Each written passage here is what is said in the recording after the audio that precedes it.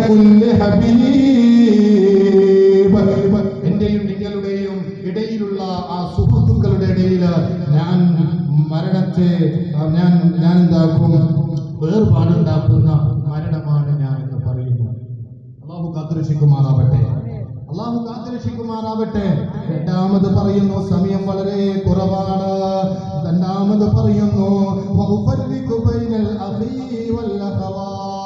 ഒരേ കുടുംബത്തിന്റെ ഉള്ളില്, ഒരേ വീട്ടിന്റെ ഉള്ളില് സഹോദരങ്ങൾ തമ്മിൽ സംസാരിച്ച് നടക്കുകയാണ്. ഇന്നലെ രാത്രി പോലും ഒരുമിച്ചിരുന്ന് ഭക്ഷണം കഴിച്ചതാ. അതാ കടന്നു വരുന്നു. നേരം വെളുക്കുമ്പോ ഒരു വാർത്തയാണ്. അത് അവിടുന്ന് പറയുന്നു, ജ്യേഷ്ഠൻ എണീക്കുന്നില്ല ഉമ്മ. ഉമ്മാനോട് പറയുന്നൊരു വാക്കാണ്, ജ്യേഷ്ഠൻ എണീക്കുന്നില്ല, അനുജൻ എഴുന്നേൽക്കുന്നില്ല ഉമ്മ, പെങ്ങൾ ഉണരുന്നില്ല ഉമ്മ.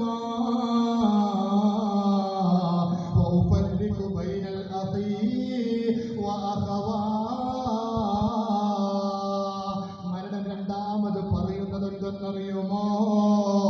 അതേ സഹോദരന്മാരുടെയിലോ, എന്റെ സഹോദരന്മാരുടെയിലോ കൂടപ്പറപ്പിന്റെ ഇടയില് വേർപാടുണ്ടാക്കുന്നതാണ് മരണോ, വേർപാടുണ്ടാക്കുന്ന മരണമാണ് ഞാൻ. മൂന്നാമത് പറയുന്നു,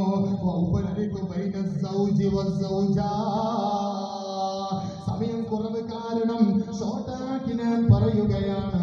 മൂന്നാമത് പറയുന്നു, അതേ ഭാര്യയും ഭർത്താവും ഒരൊറ്റ കട്ടിലിങ്ങനെ കിടക്കുകയാണ്. നേരം വെളുത്തു ഭാര്യ വിളിക്കുന്നുണ്ട്, പെണ്ണേ നീ ഒന്ന് എഴുന്നേൽക്കുമോ പെണ്ണേ? അല്ലാഹുവേ അനങ്ങുന്നില്ല പടച്ച റബ്ബേ.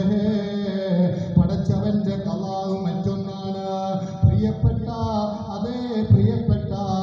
അവളതാ എഴുന്നേൽക്കുന്നില്ല, അവിടുന്ന് ഭർത്താവ് എഴുന്നേൽക്കുന്നില്ല.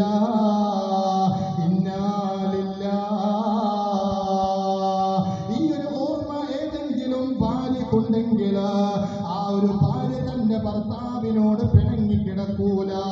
കാരണമെന്തെന്നറിയുമോ?